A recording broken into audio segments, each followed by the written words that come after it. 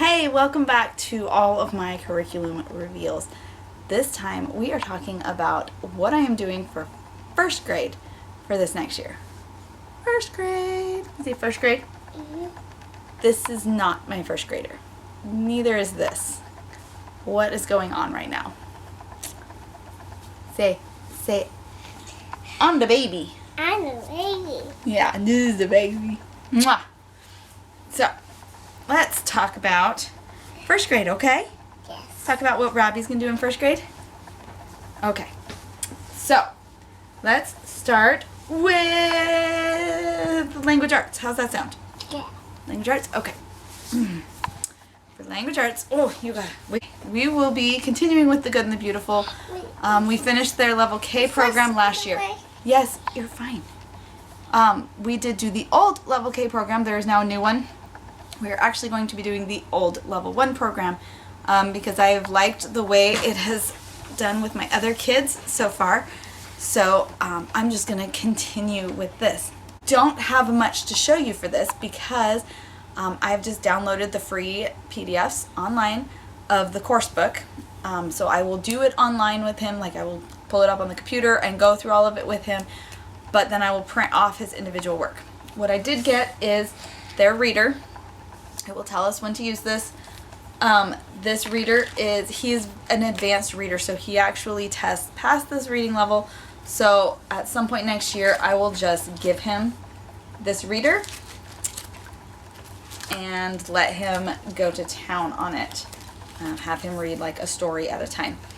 So that is the bulk of our language arts, but there is a little bit more. So he will also be doing, sit down. He will also be doing level 1 of handwriting. He really enjoys the handwriting, so this is just going to continue on with his print, and he will enjoy that. We actually also have one more thing. Hold on, let me get it. Along with his good and the beautiful handwriting, on Fridays, I think, to do a little art and to reinforce his handwriting, with his 4th grade brother, he will be doing, he will be working through the first draw right now. So these are super, super cute. What they do is they'll have him draw a picture and then write a couple sentences about it. My 2 middle boys, so my 4th grader and then my 1st grader, Robert, they love to draw. They like doing these things. So I think that he will find this really enjoyable and he won't fully think of it as handwriting. So I will actually be using, this is his notebook so this has his preschool alphabet that we did. And then it has a little bit of writing from kindergarten. He didn't do a ton, but just some writing words. So we are just possibly going to continue on with this. I'm not sure. I might get him one of the books that has the blank page and then the words down here. I might actually do that. But I kind of want it to be in here. I don't know. We might just let this be his writing notebook. So, that's his handwriting. The good and the beautiful and draw right now. Just because I found this at a consignment sale. I think it's cute. I think he'll like it. And I can kind of count it as art as well. Okay. For some of his independent work that he will do kind of in the mornings while his brothers are doing their history. Let me see this. He will be doing, last year we did the kindergarten morning starters from the Dollar Tree, and I actually really liked them. They were very on level. They reinforced a lot of the things he was learning. So I got the 1st grade one. It goes up through 2nd grade, so I will use the 1st grade one. If we finish it, then we will move on to 2nd grade. But we haven't even quite finished the kindergarten one yet, so we're still working through that. But basically the way it works is you have one thing for the day. You'll have like a word you trace. You'll use it in a sentence. This page does consonant blends. Shh. This page does consonant blends. Fixing sentences with find the capital or the word that needs to be capitalized. A little math, a little spelling. This one does some fraction stuff. That's like way beyond him. So sometimes I have to explain it. But you know, here you see he does some time work and some number line work.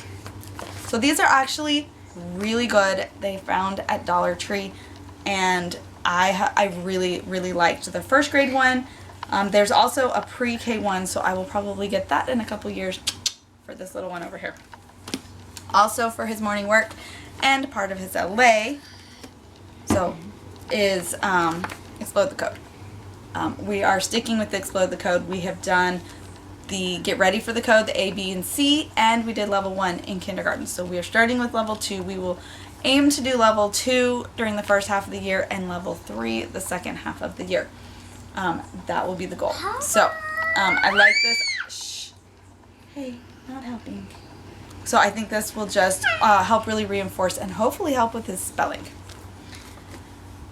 Okay, even though his language arts does have a reader, it also tells him to go and read for 15 to 20 minutes, any book that he wants. But I would like for him to do a little bit more, have a little bit more structure. So we are trying, with all my boys across the board, we are trying Easy Peasy's reading program. So he will be starting with level 1. He actually did a little bit of the kindergarten stuff last year when he was first learning how to read. So this year I just ordered the book and we are going to work through this. So some of the things he's going to read, there's a lot of nature stuff in here. So The Tale of Jolly Robin, some Beatrix Potter, The Tale of Solomon Owl, some poetry, McGuffey's Second Reader, The Tale of Reddy Woodpecker, The Tale of Danny Meadow Mouse. Some of these are Burgess books, which I know a lot of people have heard of. The Adventures of Buster Bear, and then some other reading activities. So reading activities are, for example, let me open this up, please stop.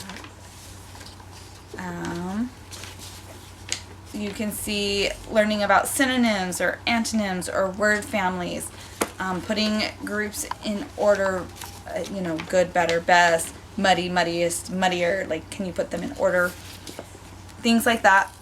This does go work in conjunction. You can do this on its own if you don't want your kids on the computer, but it also works in conjunction with the online program where some of those reading activities are actually like little games online that he can do.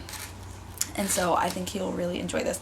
So he could have chosen to read it all online, but I really wanted my kids to actually have the physical book, save their eyesight a little bit, and have them reading from the physical book. So we ordered these. Okay, so that is all of the language arts. The morning starters didn't really fit in there. It was just kind of mixed in. But the rest of that, kind of all language arts put together. Okay, for science. So his brother is doing Easy Peasy Physics and Chemistry.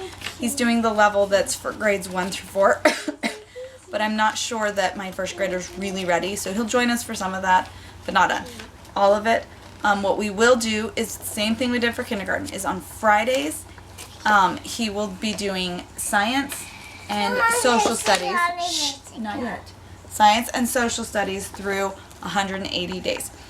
And the way these work is this one works through, it has 4 sections: civics, geography, economics, and history. So we will pick one of those to start with, and we will go through and we will do all of the history lessons, and we'll do 1 or 2 of the lessons on Friday, and then when we finish that section we will pick a section from here. 180 Days of Science has earth science, life science, and physical science, so we'll pick which one we want to start with. It doesn't matter, and we'll work through that section, and then we'll go back to this and we'll do maybe civics and then come back to this and back and forth until we've worked our way through. We managed to make it through both of the kindergarten books, and by just doing them on Fridays like that. The lessons are so fast. The way it works if you were to do it every day is that you would literally just do this page and that would be your entire day's worth of social studies. And all I ask you to do, it reads a little paragraph about why we have rules, asks you 2 multiple choice questions, and then asks you to draw yourself following a rule. The way I do it is on that Friday we will do the entire 5 days, so the entire week 10 worth of lessons you know, I'll have him read it now that he's old enough to do that, and then we'll just talk about the questions. We won't do every of these little things. Day 5 is usually kind of a bigger activity. So this one would be connecting the pictures. So I'll have him go through and do that. I probably will have him, now that he's going to do some writing, I will probably pick like one of the writing assignments for him to do. So this one asks, why is listening an important rule? This one asks, how do rules keep us safe? And what rule would you add to this chart?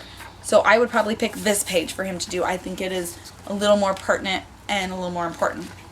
So I'll only have him do like one of those, one or two of the like actual like assignment parts, and the rest of it we just talk about. And in that way we get through an entire week's worth of lessons in one day. And it literally takes us 5 to 10 minutes. It's fast, it's quick, it's easy, but it's to the point. And I really like them because they're so simple, but they make sure that I come down to his level. It's so easy to stay up at the level that my 7th and 4th grader are at and teach physics on their level, which while a 4th grader's physics are not hard, they are above what a 1st grader's learned because he doesn't have the foundation. These books just make sure that he is getting some of that foundation. So last year we talked a lot about, you know, living and non-living things, while his brothers were discussing reptiles, amphibians, birds, marine biology, and all these things that he loved learning about too, and he sat with us and he learned. But then we made sure to slow it down on Fridays and talk about kind of those like really basic little kid things that I just have to make sure I don't miss with him. So this is our science and our social studies, the bulk of it. There will be some morning stuff, and I'll talk about that later. Okay, and lastly is math. So we've got language arts, science, social studies, and math. So for math, he will start the year in Section 1. Last year we finished The Good and the Beautiful's level K. The Good and the Beautiful was wonderful. It was great. But my plan is always to switch my kids to sex, and my older kids do it, and I've just seen so much growth with it. And so I found this on sale, at a consignment sale, and so I just went ahead and got it and planned to move him to it. So we are about 3/4 of the way through it, so we should finish up fairly quickly. He's getting it really fast, no problem. So the goal will be to get through this pretty quickly, and then we will move into Saxon 2. The first, usually 30 lessons of Saxon are review, so since we'll be starting into it in the middle of a year, I'll be able to kind of skip those first little bit, look through, go through, pick out what I feel like maybe he needs a review to shore up some of those skills, and then move on. I would like to get almost through Math 2 by next year. He's pretty advanced in math. He's doing really, really well. And that puts him really on track for where I think I want him to be. So he will be in Saxon 1, followed by Saxon 2 during the year. Dad, there's a sticker on my toe. Oh, there's stickers on your toe. See the stickers on her toe? Yeah. So, to summarize, language arts is The Good and the Beautiful's level 1, and The Good and the Beautiful's handwriting. Draw Right Now's handwriting. So, to summarize, we have Saxon for math. We've got 180 days for science and social studies. We've got Explode the Code and Morning Starters as independent work. We've got The Good and the Beautiful level 1 for language arts with Easy Peasy for reading, The Good and the Beautiful for handwriting, and then Draw Right Now for extra handwriting. And that is first grade, y'all. I hope you have a wonderful summer and a nice, easy time planning your school for next year. Bye now. Can you say bye? Bye. Wave.